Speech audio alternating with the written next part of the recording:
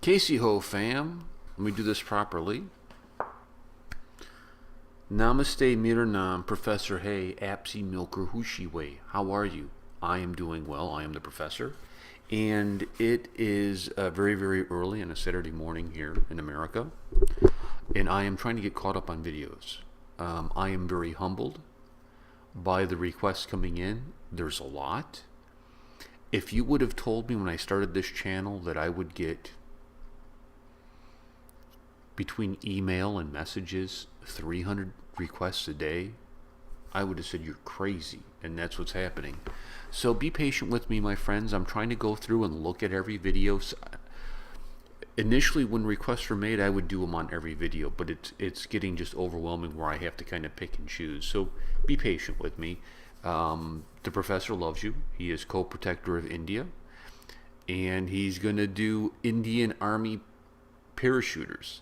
Now, because of the length of the video, I've watched it, and this has come up too, like when the videos are long and I only show a portion of it, it's two reasons. Number one, it's copyright issues. Not too much, okay, whatever, we'll get around that. Number two is the buffering speed when I render things, of having my reaction along with the video. When they're long, it crashes everything. So what I'm going to do is I'm going to just go ahead and throw it to this video, and then I'll come back and talk about it, only because it's long. And I know sometimes people get upset by that. I don't mean any disrespect at all, but I will give you my full reaction afterwards. So here we go. Maroon is something you can't get it. You have to earn it. In the army fraternity, the symbol maroon, if you're wearing a maroon, maroon is the color of airborne forces all over the world. So if you're wearing a maroon, you don't have to speak for yourself, because it speaks volumes about what you are and what you are capable of doing. Making facts sound stranger than fiction. That is probably the best way to describe the job profile of the Indian Army's paratroopers. These men belong to the elite airborne forces of the Indian Army. They get dropped behind enemy lines to destroy strategic targets. These combat paratroopers are a crack force, working tirelessly to defang the enemy before he can bite. Koi shak kisi ko? Nahi sir! Good. The para forces have been, denoted by a famous adage, men apart, every man an emperor. This was picked up, or rather, this was to denote the heroics of the paratroopers during the World War II. The paratroopers can go down behind enemy lines and change the face of battle. During wartime operations, these elite troops of the Parachute Regiment clear the way for the infantry and other land forces to march forward by weakening enemy defenses in advance.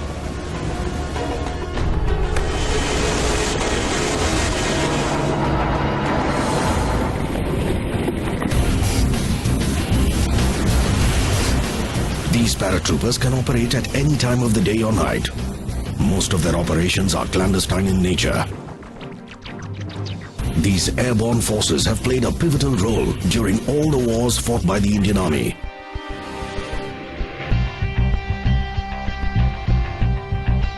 During Operation Vijay in Kargil in 1999, the paratroopers were instrumental in clearing the Mushko Valley and Batalik sector by getting rid of the foreign infiltrators.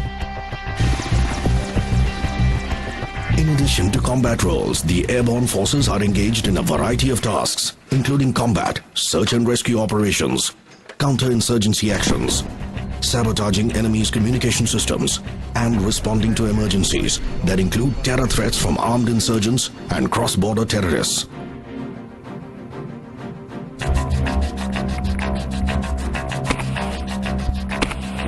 The paratroopers, which are a part of the Indian Army's airborne forces, are ready action troops.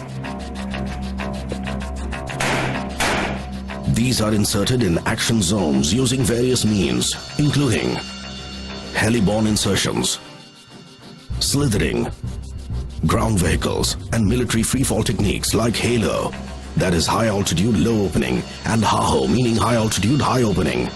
These techniques are used by paratroopers to deliver personnel, equipment, and supplies from a transport aircraft with little or no enemy detection. The paratroopers are highly self-sufficient and capable of lifting and airdropping weapons and vehicles straight into the scene of action. An artillery element is integral to these airborne warriors who carry Indian light field gun as part of their arsenal.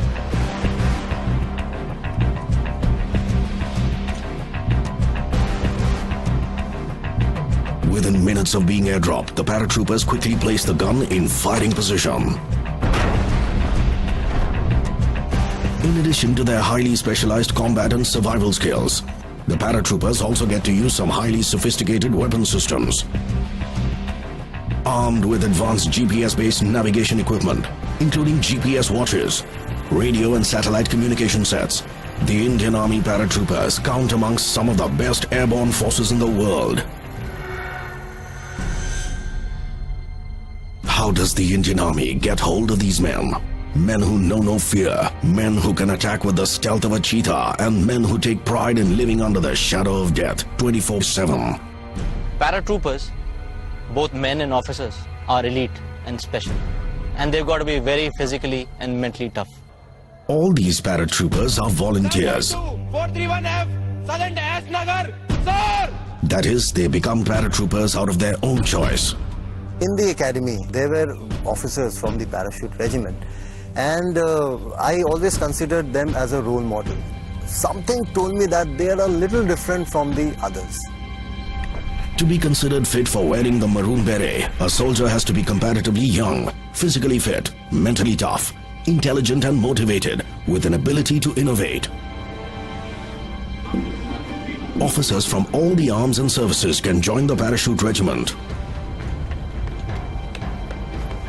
All paratroopers compulsorily go through a 90-day probationary period, during which they are subjected to a wide range of physical and mental endurance tests. These include advanced battle proficiency tests, speed marches, and route marches up to 70 kilometers at one go. Route march, as the saying in army goes, it's all mental. When you're running a route march with 22 kilos of weight and you're running for 60 odd kilometers, then it is bound to happen that your ankles give out, your knee gives out. There is a tussle going on between your mind and your heart that should you give up or should you not.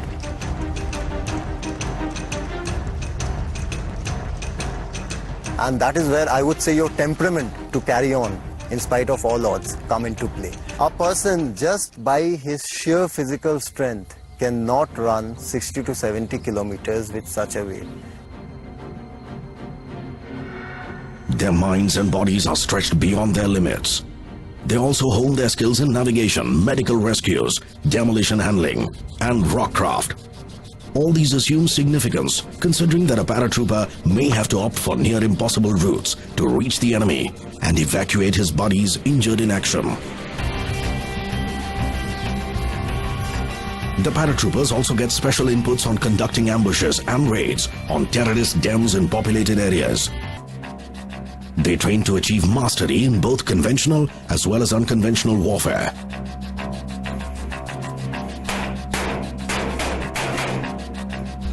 Not everyone manages to clear the probation period.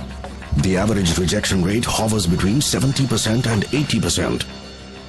The ones who fail to impress their instructors are repatriated to their parent units. Only those found up to the mark are sent for special para-training. These men also go through highly specialized training modules at various other army institutions in India. The Indian Air Force's Paratroopers Training School, or PTS, in Agra, in North India, is one such institution. Here they attend a 28-day para-basic course where they get to learn the art of slithering and para-jumping in a variety of conditions. They also attend a compact free-fall course with and without oxygen systems.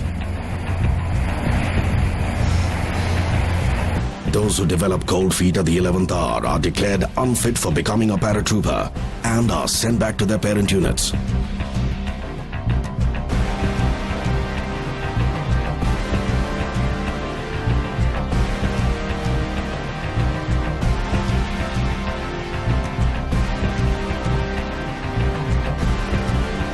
To qualify for wearing these para wings and the maroon beret, each of the trainees must make 5 successful static line para jumps from various heights.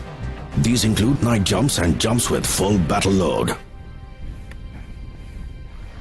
Since these airborne forces work in comparatively smaller teams, The paratroopers must have loads of empathy for their buddies and also possess superior leadership qualities. We need to gel with our troops. Only if we can gel with them, they will listen to me. So basically it's gaining their trust and making them believe that yes, I can lead you into a successful operation. The airborne brotherhood. Cutting across arms and services, the color of your lanyard, we all are brothers. So this is well known in our army that the airborne is one. Marooning, the ceremonial granting of the Parachute Regiment's signature maroon beret, is an event that all the trainees eagerly look forward to. Wearing this cap defines their elite force's identity. For Captain Dipankar Barua too, marooning was a life-changing experience, but in an entirely different way and for an entirely different reason.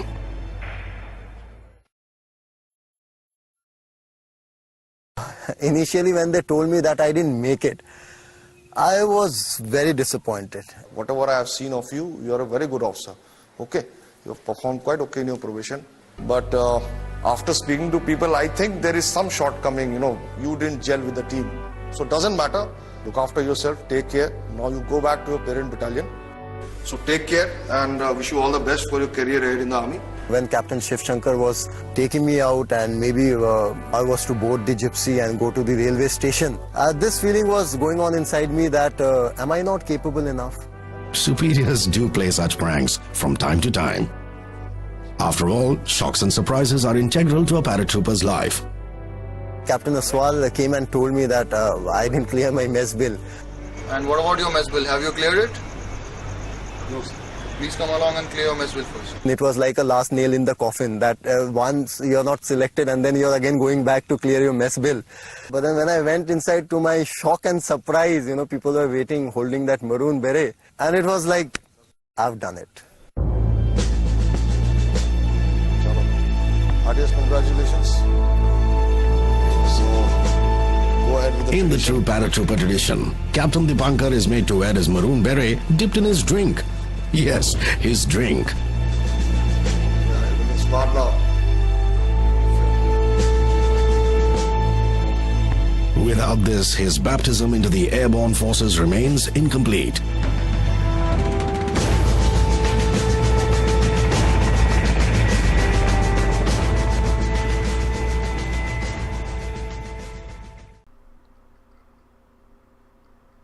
Well, I think this was really cool because you're seeing the whole process, like you just don't get to be one of these Indian paratroopers. It's like a whole process to go into. And I liked watching him kind of go through the process and explain what happened step by step. I have one question though. At the end, he's drinking out of that big chalice. Is that common? I thought that was interesting because it was huge. It was like this ode to victory, like go, go, go, go, go. Very, very cool. Paratroopers, very, very cool. Now, true story for you. I have an uncle that was a paratrooper in Vietnam, but he went AWOL. He did. He paratrooped down and then walked away and lived in Vietnam for 10 years before they caught him and put him in prison. So, fun fact for you, as co-protector, I will not do that. I will be there. I will be there with the Indians, helping them, helping the paratroopers guide them. That's me flying. This is me flying over India. Anyways, thank you so much for suggesting that. That was really, really cool. Very informative. Very informative. I love the Indians. Why do I love the Indians? They're very nationalistic. They're very proud of their military. They're very much like how America used to be before we got all dirty and soiled with everything. Very, very much traditionalist. I love it. I love you, India. Mwah. You guys are my friends. Jai Hind, Jai Hind, Jai Hind. The professor is here co-protecting, ready to go in a moment's notice. I'll catch you guys later. Peace.